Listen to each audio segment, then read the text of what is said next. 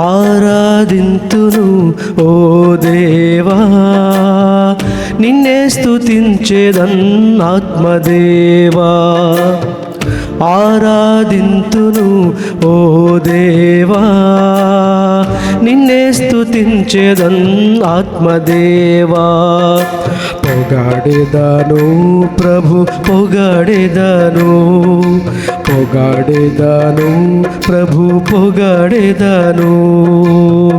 ఆరాధింతును ఓ దేవా, నిన్నే స్తుతించేదన్ ఆత్మదేవా.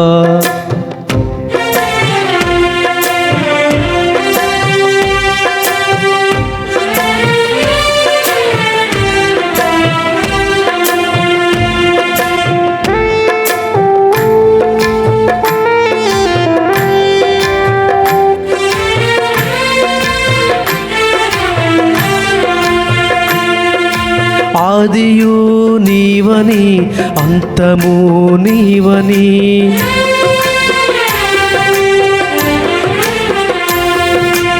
ఆదియు నీవని అంతము నీవని.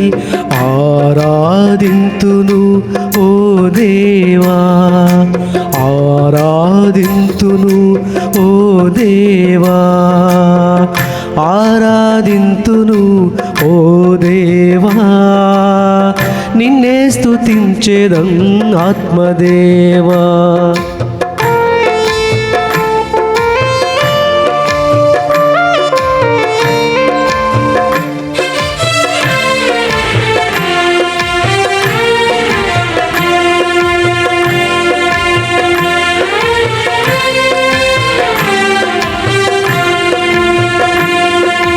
మార్గము నీవని సత్యము నీవని. ఆరాధింతును ఓ దేవా.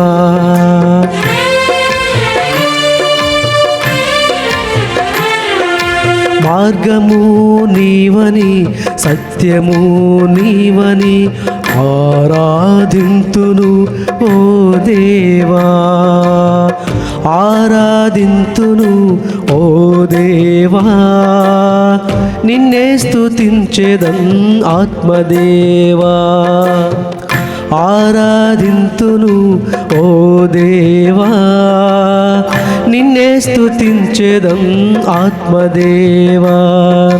పొగాడెదను ప్రభు పొగాడెదను, పొగాడెదను ప్రభు పొగాడెదను. పొగాడెదను ప్రభు పొగాడెదను, పొగాడెదను ప్రభు పొగాడెదను. పొగాడెదను ప్రభు పొగాడెదను, పొగాడెదను ప్రభు పొగాడెదను. పొగాడెదను ప్రభు పొగాడెదను, పొగాడెదను ప్రభు పొగాడెదను. పొగాడెదను ప్రభు పొగాడెదను, పొగాడెదను ప్రభు పొగాడెదను. పొగాడెదను ప్రభు పొగాడెదను, పొగాడెదను ప్రభు పొగాడెదను. పొగాడెదను ప్రభు పొగాడెదను, పొగాడెదను ప్రభు పొగాడెదను. పొగాడెదను ప్రభు పొగాడెదను, పొగాడెదను ప్రభు పొగాడెదను.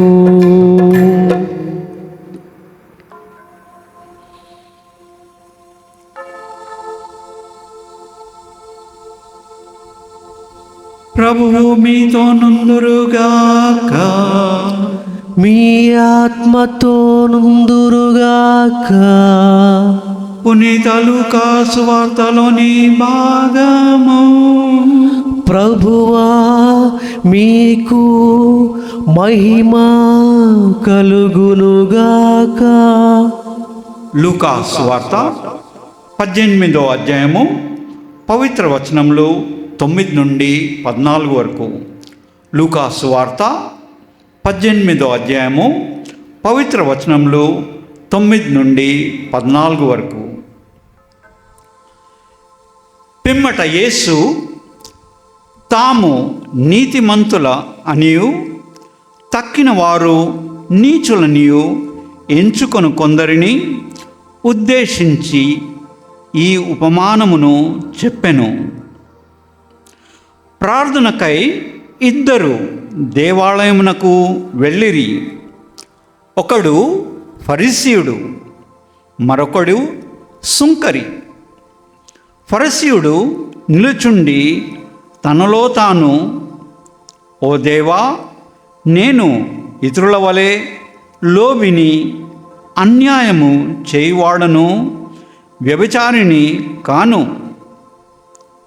ఈ సుంకరి వంటి వాడను కాను.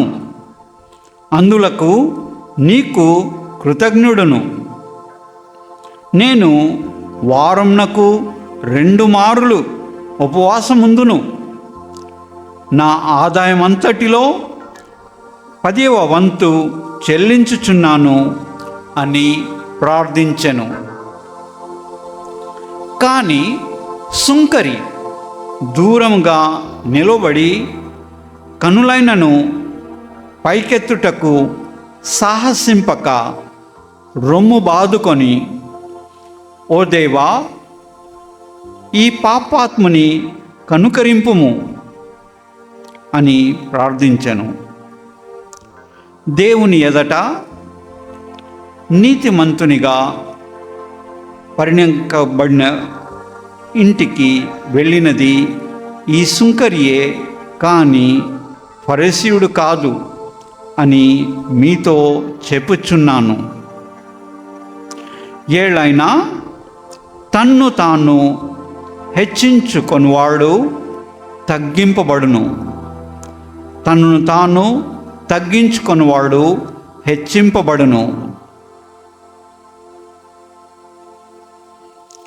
ఇది క్రీస్తు సువిశేషము. క్రీస్తు ఆమెకు స్తుతి కలుగునుగాక.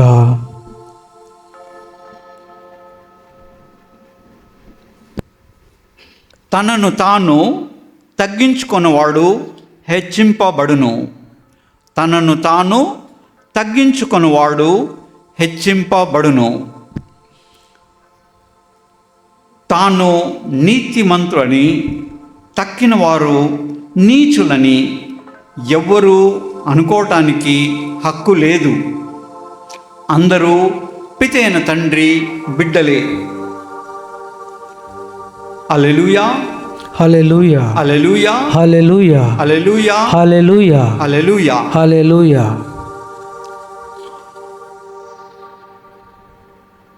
చిన్న బిడ్డలు నా యొద్దకు రానిండు, వారిని ఆటంక పరపకుడు.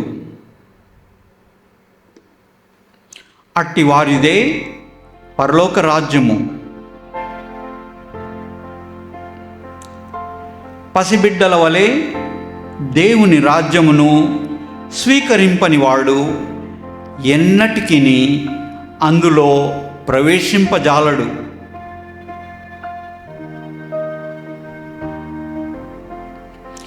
మంచివాడా అని ఎలా బోధించెదవు? దేవుడు ఒక్కడే మంచివాడు.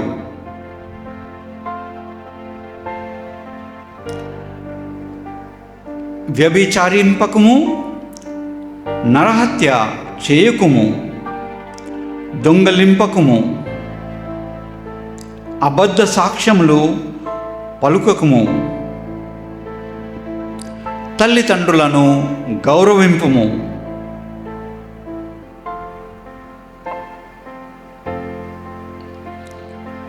నీలో ఇంకను ఒక కొరత ఉన్నది.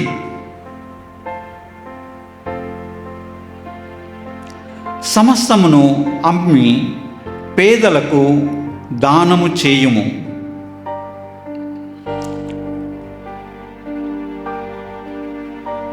పరలోకమందు నీకు ధనము చేకూరును. అప్పుడు వచ్చి నన్ను వెంబడింపుము.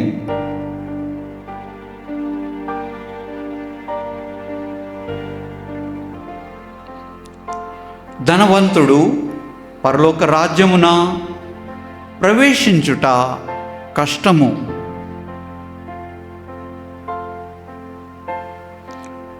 ధనవంతుడు పరలోక రాజ్యమును ప్రవేశించుట కంటే ఒంటె సూది బెజ్జమున దూరిపోవుట సులభతరము.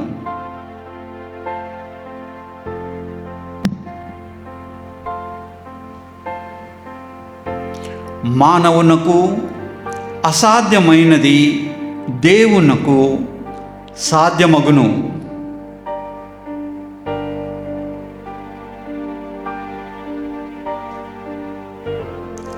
దేవుని రాజ్యము నిమిత్తము ఇంటిని, భార్యను, బిడ్డలను, అన్నదమ్ములను, తల్లిదండ్రులను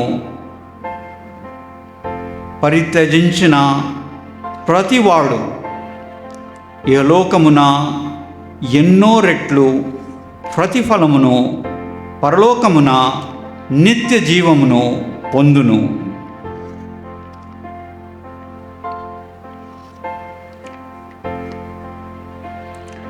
నేను మీకు ఏమి చేయు కోరెదరు?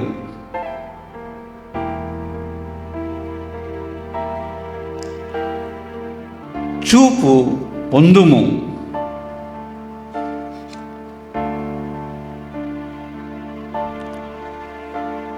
నీ విశ్వాసము నిన్ను స్వస్థత పరిచినది.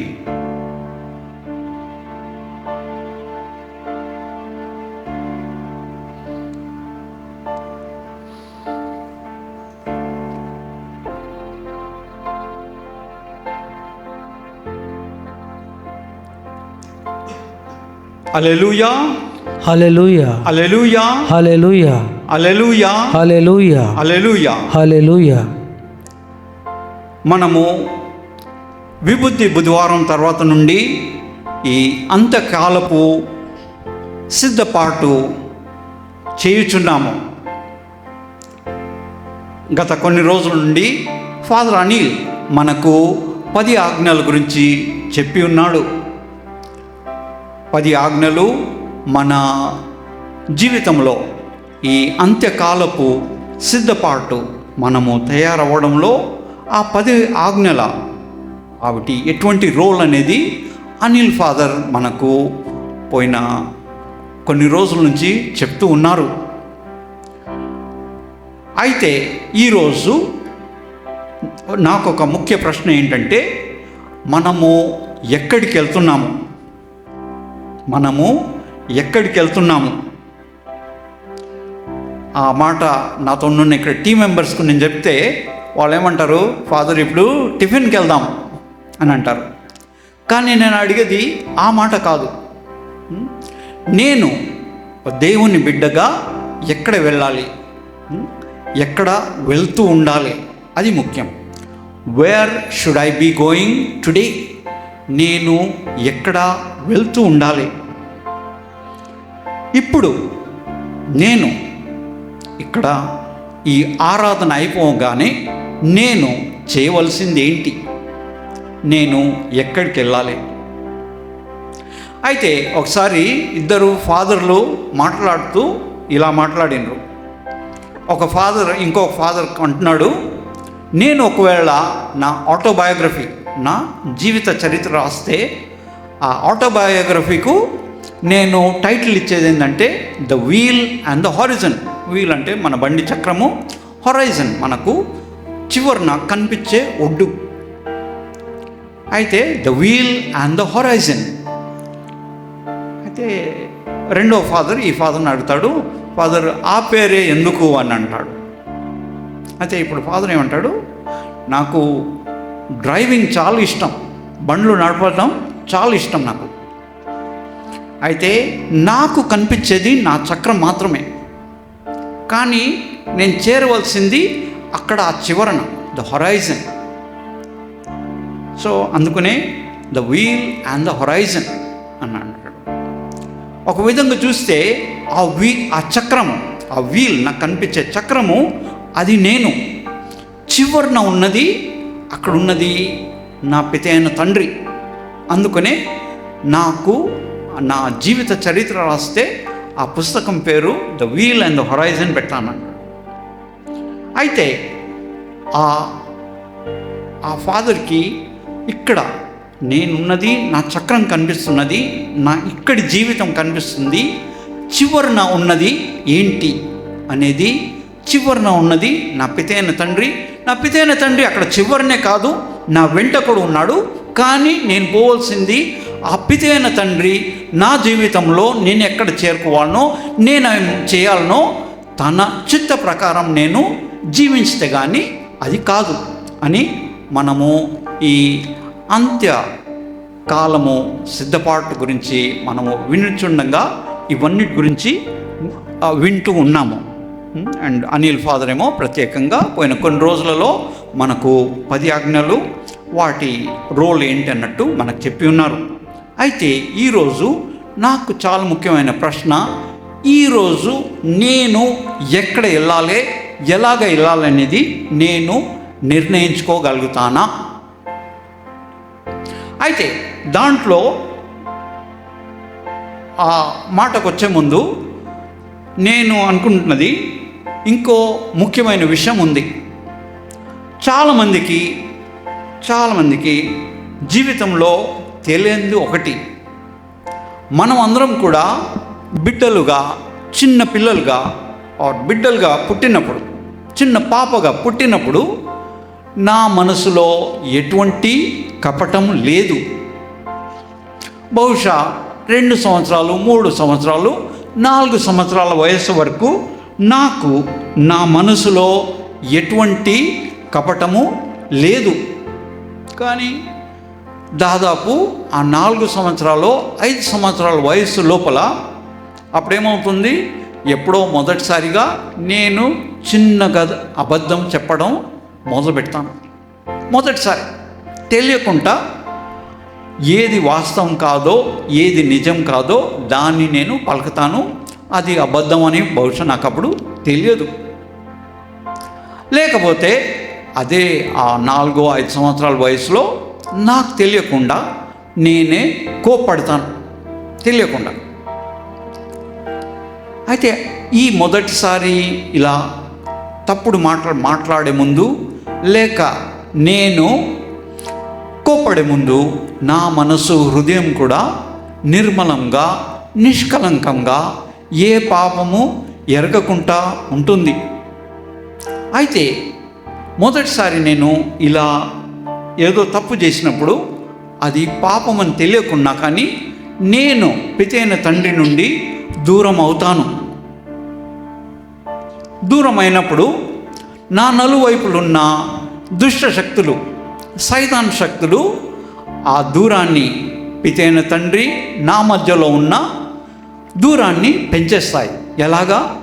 మొదటిసారి తెలియకుండా తప్పు చేయడం, తర్వాత ఆ తప్పు మరీ చేయడము, వేరే విధాలుగా శోధన నాకు తెచ్చేసి నన్ను పితైన తండ్రి నుండి దూరం చేస్తాయి. పితైన తండ్రితోని దూరం చేసేయడం నాకు అలవాటు చేసేస్తాయి. కోప్పడడం, తిట్టడం, అబద్ధాలు చెప్పడం, ఇవన్నీ మెల్లమెల్లగా అలవాట్లు అవుతాయి, చెడ్డ అలవాట్లు అవుతాయి. ఇంకా దాని తర్వాత ఈ దుష్ట శక్తులు, సైతాన్ శక్తుల పని తగ్గిపోయింది. అవి ఏమీ చేయనక్కర్లేదు.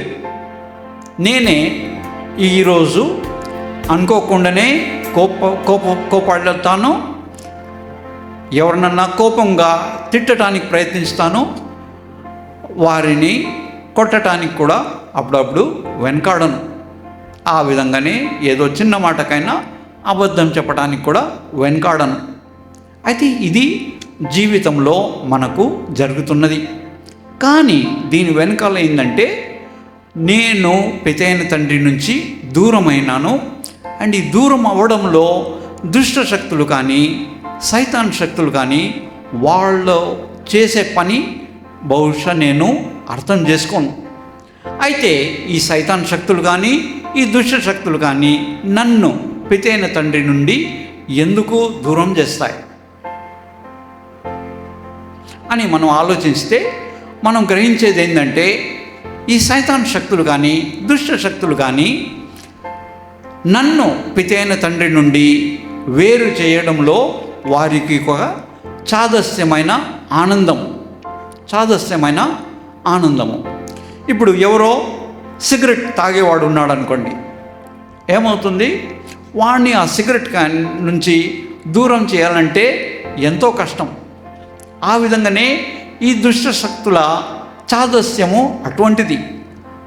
వారు మానవులు, దేవుని బిడ్డలు పితైన తండ్రి నుంచి దూరం అయితే వారికి ఆనందమే కాదు, అదొక చాదస్యమైన ఆనందం.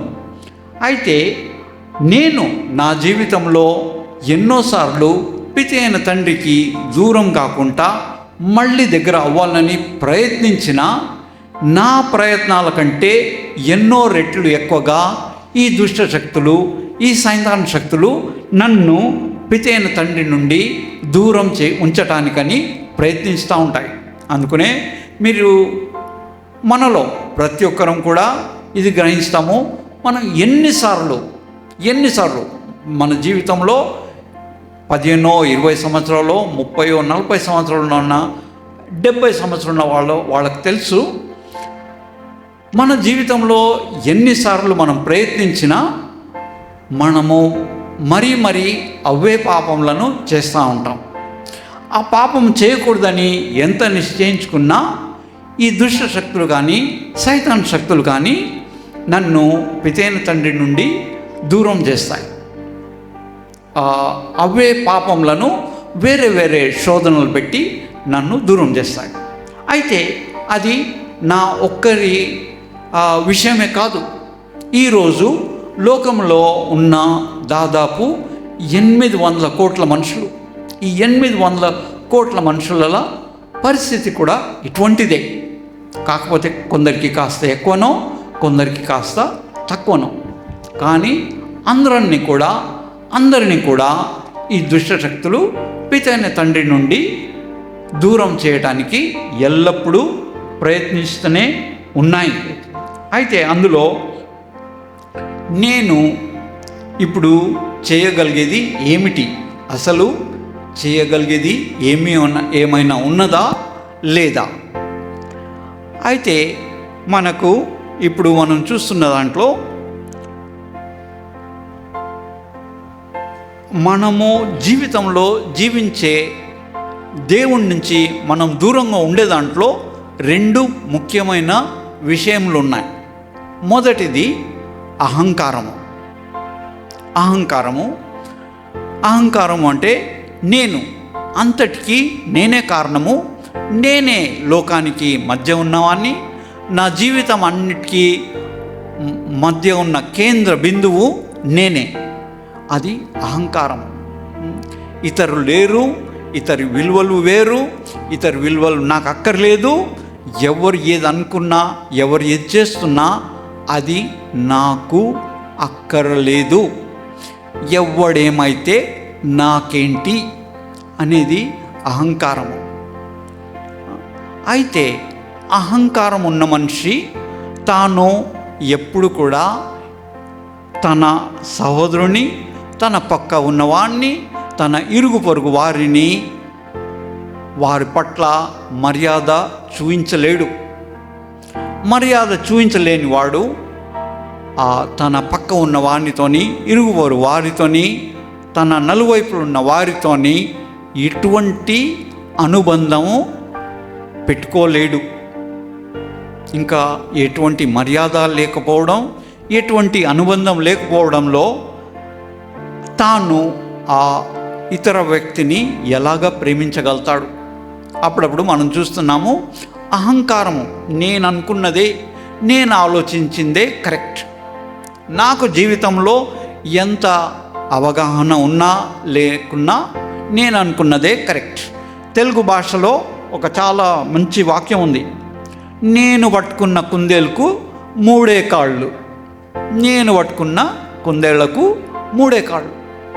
ఎవరు ఏదనుకున్నా పర్వాలేదు, ఎవరు ఏం చేస్తున్నా నాకు పర్వాలేదు, నేను పట్టుకున్న కుందేలకు 3 కాళ్ళు. అది నా జీవితం. ఒక విధంగా అది కూడా అహంకారమే.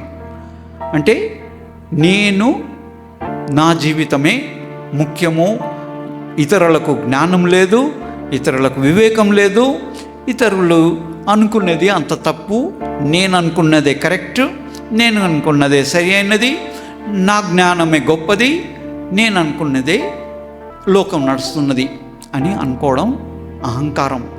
ఇటువంటి అహంకారానికి వారికి అనుబంధం కానీ మర్యాద అనేది ఉండదు. కుటుంబంలో నా భార్య అయినా, నా భార్య పట్ల అయినా నాకు మర్యాద ఉండనక్కర్లేదు. ఎందుకంటే నా భార్య నాకంటే తక్కువనే, నాకే తెలుసు, తనకేం తెలియదు.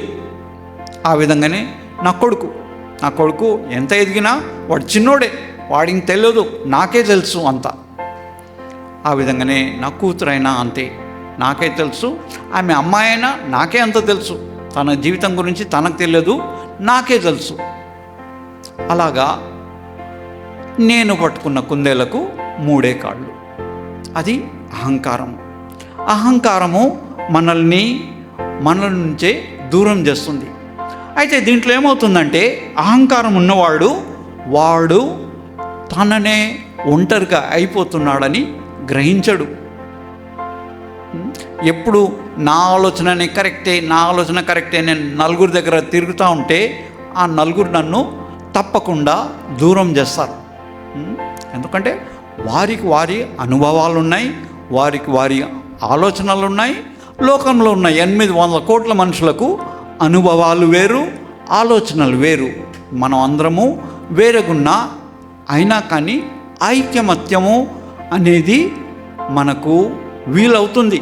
కానీ అహంకారం ఉన్నవానికి ఐకమత్యంతో అసలు ఎటువంటి పని లేదు. ఐకమత్యం అనేది విలువనే కాదు, ప్రేమ అనేది విలువ కాదు, విశ్వాసం అనేది విలువ కాదు, నిరీక్షిత విలువ కాదు, ఉదారత్వము అసలే విలువ కాదు. ఉదారత్వంతో ఉండాలంటే నేనేమైపోతాను? అహంకారం ఉన్నవానికి ఉదారత్వము చాలా కష్టము. ఉదారత్వం లేనిది వానికి ఎవరితోని ఎటువంటి అనుబంధము కుదుర్చడము చాలా కష్టము. అయితే అహంకారం అనేది మనకు జీవితంలో మనల్ని అందరి నుంచి దూరం చేస్తుంది అని మనము గ్రహించుకోవచ్చు. అయితే ఈరోజు మనం చూస్తున్నది ఏంటంటే, ఈ అహంకారం అనేది నా జీవితంలో నన్ను ఒంటరిగా వాడుగా చేస్తున్నది. నా జీవితంలో ఎటువంటి ప్రేమ అనుబంధానికి దూరం చేస్తూ ఉంటుంది. అయినా కానీ నేను దాన్ని గ్రహించకుంటే నేను జీవితంలో ఒంటరి వాడిని అయిపోతాను.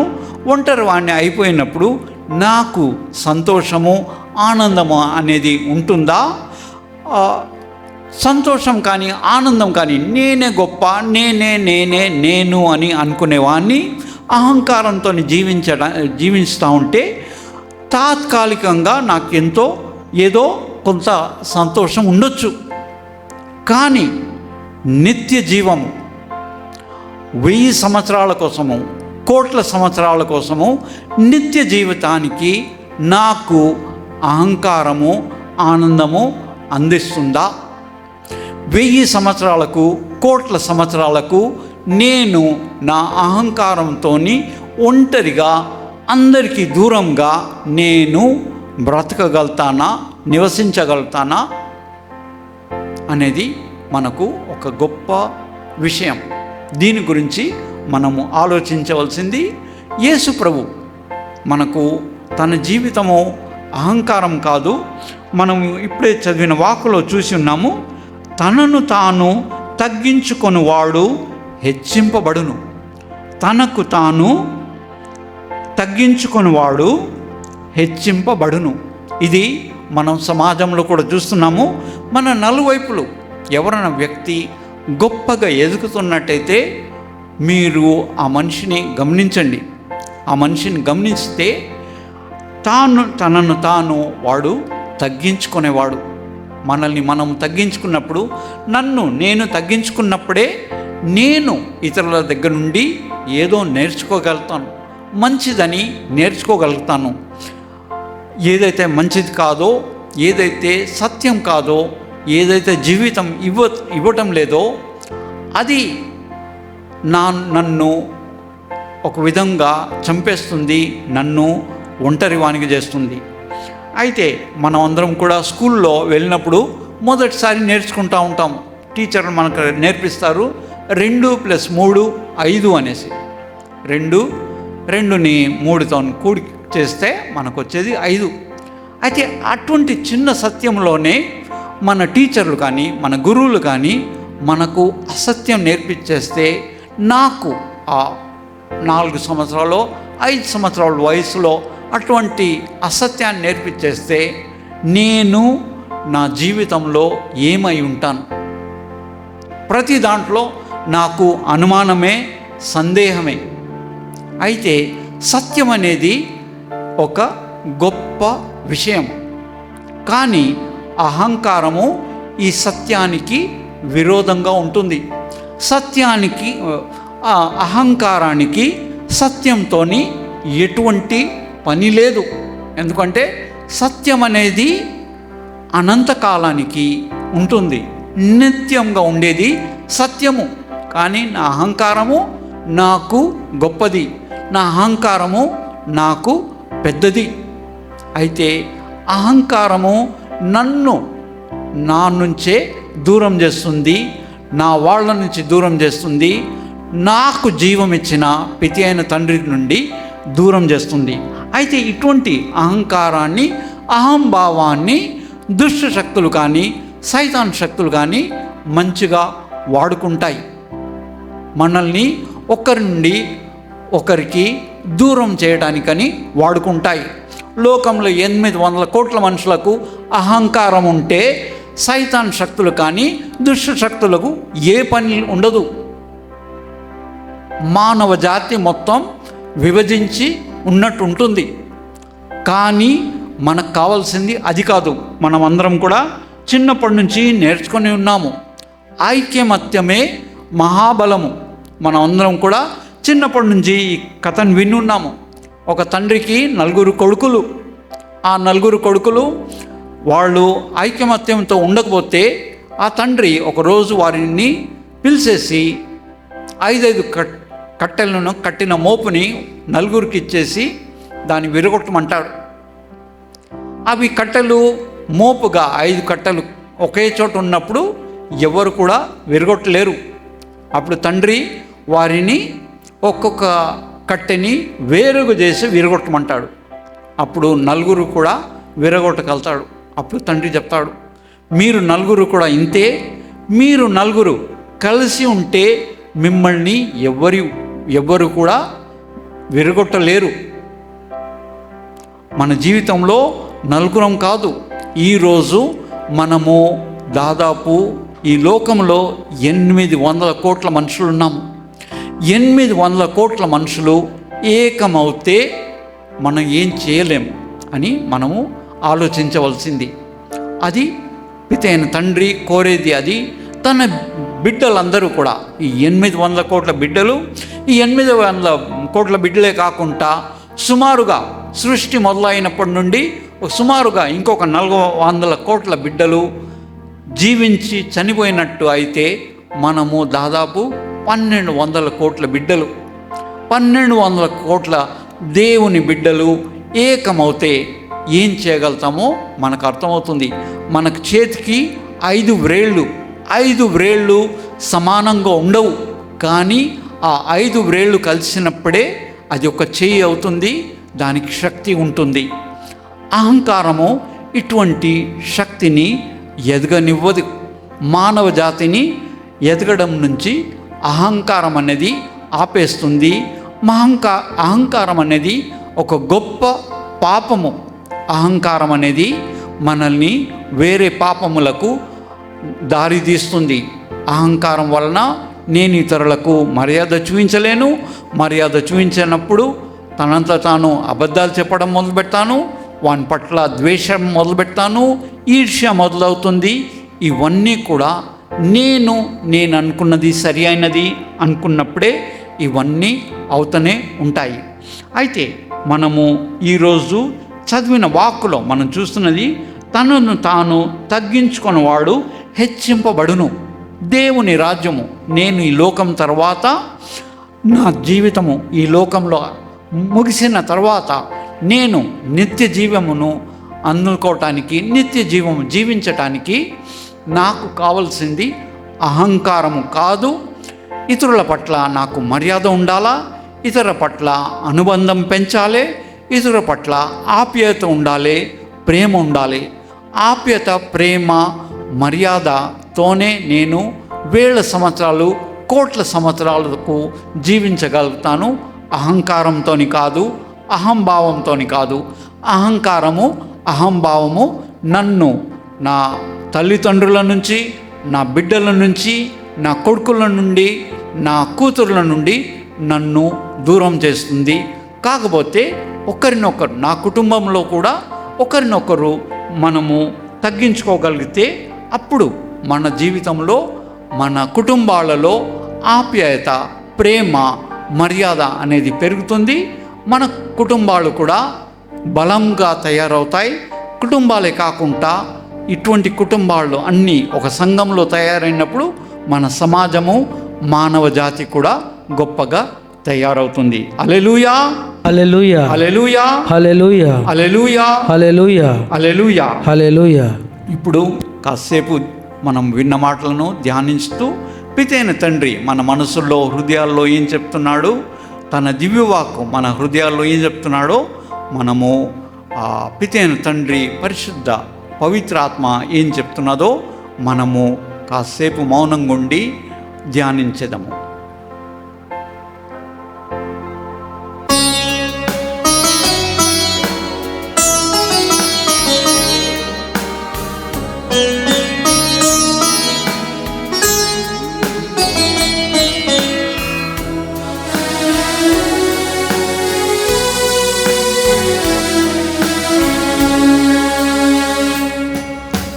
నా మనసే నీ ఆలయము, నాలో వసింపవా ఓ దేవా, నన్ను నడిపించవా. నా మనసే నీ ఆలయము, నాలో వసింపవా ఓ దేవా, నన్ను నడిపించవా.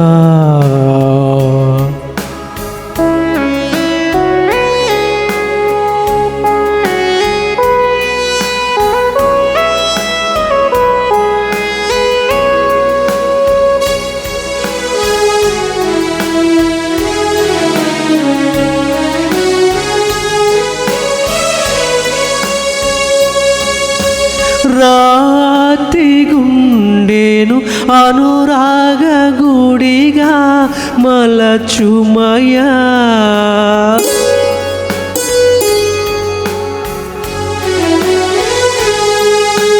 రాతి గుండెను అనురాగ గుడిగా మలచుమయా. నీ రూపం నా మదిలో, నీ రూపం నా మదిలో నిరతము నిలుపుమయా ఓ దేవా, నిరతము నిలుపుమయా. నా మనసే నీ ఆలయము, నాలో వసింపవా ఓ దేవా, నన్ను నడిపించవా.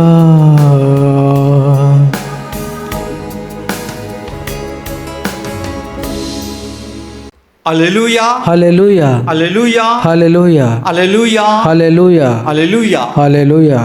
అయితే ఇప్పుడు నేను ఈరోజు ఆలోచించవలసినది, నేను ఎక్కడ వెళ్ళాలి? పితైన తండ్రి వైపు వెళ్ళాలంటే నా జీవితంలో అహంకారము నేను దూరము ఎలా చేసుకోవాలి? అహంకారం లేకుండా నేను ఎలా దేవునికి దగ్గర అవ్వాలి? పితైన తండ్రికి దగ్గర అవ్వాలి. పితైన తండ్రి దివ్యవాక్కుకు దగ్గర అవ్వాలి. అయితే మనకు జీవితంలో మనం తెలుసుకున్నది ఒకటి మాత్రం నిజము. అనంతకాలానికి జీవించటానికి నాకున్న చిన్న మెదడు సరిపోదు. నాకు దేవుని శక్తి, దేవుని సహాయము, పితైన తండ్రి పరిశుద్ధ పవిత్ర ఆత్మ జ్ఞానము, వివేకము, సహాయము ఎంతో అవసరము. దానికోసమని ఒక చిన్న ప్రార్థన. తండ్రి ప్రభువా, నాకు మీ పరిశుద్ధాత్మనివ్వండి. తండ్రి ప్రభువా, మాకు మీ పరిశుద్ధాత్మనివ్వండి. ఏ దివ్యవాక్కు ప్రభువా, మాకు మీ పరిశుద్ధాత్మను ఇవ్వండి. అందరం కలిసి చెప్దాము. తండ్రి ప్రభువా, తండ్రి ప్రభువా, మీ పరిశుద్ధాత్మను, మీ పరిశుద్ధాత్మను మాకివ్వండి. మాకివ్వండి. దివ్యవాక్కు ప్రభువా, దివ్యవాక్కు ప్రభువా, మీ పరిశుద్ధ పవిత్రాత్మను, మీ పరిశుద్ధ పవిత్రాత్మను మాకివ్వండి. మాకివ్వండి. ఈ చిన్న ప్రార్థనలో మనకు గొప్ప బలం ఉంది. ఈ చిన్న ప్రార్థన, తండ్రి ప్రభువా, మాకు మీ పరిశుద్ధాత్మ ఇవ్వండి. పరిశుద్ధాత్మ అనేది త్రిత్వంలో మూడవ వ్యక్తి. పితైన తండ్రి మొదటి వ్యక్తి. తండ్రి ప్రభువా, మీ పరిశుద్ధాత్మను మాకివ్వండి. మాకు అని మనం పలికినప్పుడు మనం ప్రార్థన చేయడానికి 800 కోట్ల మనుషులు కాదు, మనకు దాదాపు 1200 మనుషుల ఇప్పటివరకు దేవుని బిడ్డలు ఈ లోకంకి వచ్చి వెళ్ళిన వాళ్ళు దాదాపు 1200 కోట్ల మనుషుల కోసమని, ఆ పరిశుద్ధ పవిత్రాత్మ కోసమని మనము వేడుకుంటున్నాము. దివ్యవాక్కు ప్రభువా, మీ పరిశుద్ధాత్మను మాకివ్వండి. దివ్యవాక్కు ప్రభువు మనకు త్రిత్వంలో రెండవ వ్యక్తి. ఆ రెండవ వ్యక్తిని కూడా మనము మూడవ వ్యక్తి కోసం అడుగుతున్నాము. అందరం కలిసి చెప్పేద్దాము. తండ్రి ప్రభువా, తండ్రి ప్రభువా, మీ పరిశుద్ధ పవిత్రాత్మను, మీ పరిశుద్ధ పవిత్రాత్మను మాకివ్వండి. మాకివ్వండి. దివ్యవాక్కు ప్రభువా, దివ్యవాక్కు ప్రభువా, మీ పరిశుద్ధ పవిత్రాత్మను, మీ పరిశుద్ధ పవిత్రాత్మను మాకివ్వండి. మాకివ్వండి.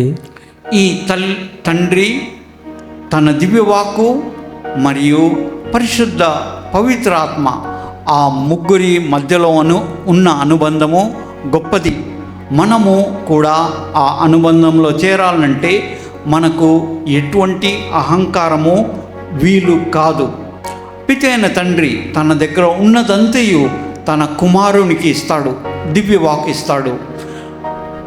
ఆ విధంగానే పితైన కొడుకు దివ్యవాక్కు అయిన ప్రభువు తన తండ్రికి తన దగ్గర ఉన్న సర్వస్వమును తండ్రికి అర్పించుతాడు. తనకు కూడా ఎటువంటి అహంకారం లేదు. మనకు కూడా జీవితంలో ఎటువంటి అహంకారం లేనప్పుడే పితైన తండ్రితోని గొప్ప అనుబంధం అవుతుంది. మనకు జీవితంలో ఎటువంటి అహంకారం లేనప్పుడే దివ్యవాక్కు ప్రభువుతోని మనకు అనుబంధం అవుతుంది. అయితే మరొకసారి మనం అందరం కలిసి ప్రార్థించదము.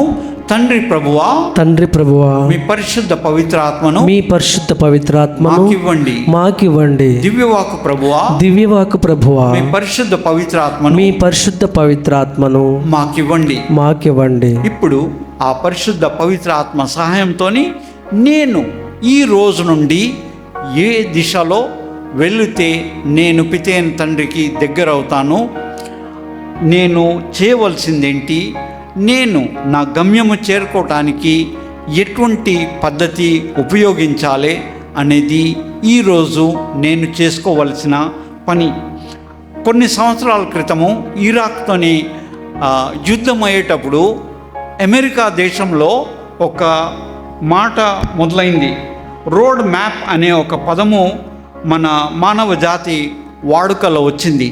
రోడ్ మ్యాప్ అంటే నేను ఎక్కడికన్నా వెళ్తా ఉంటే దానికి ఒక మ్యాప్ ఉండాలి నా దగ్గర. దానికి వెళ్ళే దారి ఆ మ్యాప్లో ఆ దారిని తయారు చేస్తే అదొక రోడ్ మ్యాప్గా తయారవుతుంది. అయితే ఈరోజు ఆ పితైన తండ్రి యొద్దకు వెళ్ళటానికి నాకు జీవితంలో ఒక రోడ్ మ్యాప్ ఉన్నదా? ఒకవేళ ఉన్నట్టయితే చాలా మంచిది. పితైన తండ్రి పరిశుద్ధ పవిత్ర ఆత్మశక్తి ద్వారా నేను ఆ రోడ్ మ్యాప్ ప్రకారంగా నేను నా జీవితాన్ని ఎదగచేయాలి. ఒకవేళ నా దగ్గర పితైన తండ్రిని చేరుకోవటానికి ఒక రోడ్ మ్యాప్ లేకపోతే నేను చేసే ప్రతి ఏ కార్యం కంటే ముఖ్యమైనది నేను పితైన తండ్రికి చేరుకునేదానికి ఒక రోడ్ మ్యాప్. ఈరోజు వేరే పనులన్నీ ఈరోజు ఈ సాయంకాలం నాకు ఎటువంటి పనులున్నా కానీ ఏ పనులు ఆ రోడ్ మ్యాప్ కంటే ముఖ్యమైనదని తలంచుకొని ఒకవేళ ఏదన్నా ముఖ్యమైనది అర్జెంట్కున్నైతే చేస్తాను. కానీ నేను పితైన తండ్రికి చేరుకోవటానికి రోడ్ మ్యాప్ అనేది నేను ఈరోజే తయారు చేసుకుంటానని నేను దృఢంగా నిశ్చయం చేసుకుంటున్నాను. పితైన తండ్రి నాకు జీవితంలో అన్నిటికంటే ముఖ్యము. అహంకారము కాదు.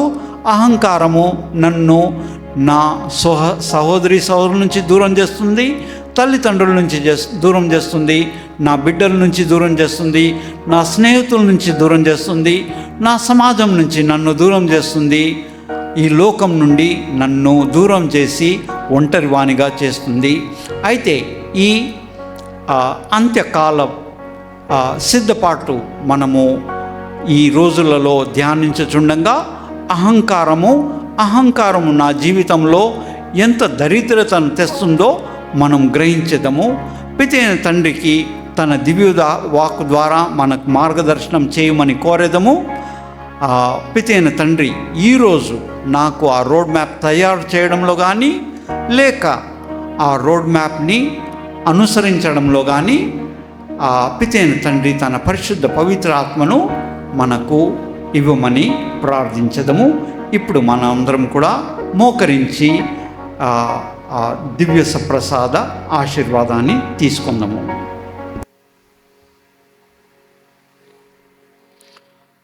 పరలోకం నుండి మీ ప్రజలకు దివ్యాహారం నిశ్చితిరి. ఇందులో మాధుర్యము నిండి ఉన్నది. ప్రార్థించదము. అనురాగముతో మమ్ము కాపాడు ఓ సర్వేశ్వర. ఈ అద్భుతపు వరముల ద్వారా మీరు మీ కుమారుని మరణ చిహ్నమును మాకు ప్రసాదించితిరి. ఆయన పవిత్ర శరీర రక్తములను యోగ్య రీతిని పూజించుచు ఆయన రక్షణ ఫలమును కూడా మేము నిత్యము అనుభవించు భాగ్యమును మాకు ప్రసాదించమని మేము బ్రతిమాలుచున్నాము. మీతో కలిసి పవిత్రాత్మతో సహా యుగ యుగములు జీవించుచు పాలించు మా ప్రభు అయిన మీ కుమారుడైన యేసుక్రీస్తు ద్వారా ఈ మనవి చేయుచున్నాము. ఆమేన్. సర్వశక్తి గల సర్వేశ్వరుడు పితా, పుత్ర,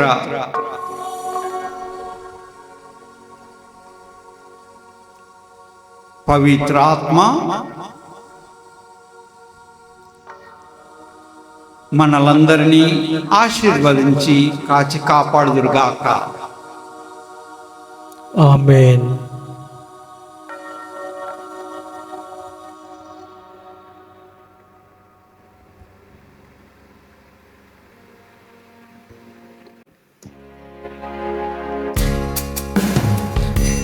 అతి పూజుడవు దేవుడెప్పుడు స్తుతింపబడునుగాక. మాధుర్యము గల వారి నామము స్తుతింపబడునుగాక. నిజ దేవా మానవుడైన యేసు స్తుతింపబడునుగాక. నిజ దేవా మానవుడైన యేసు స్తుతింపబడునుగాక.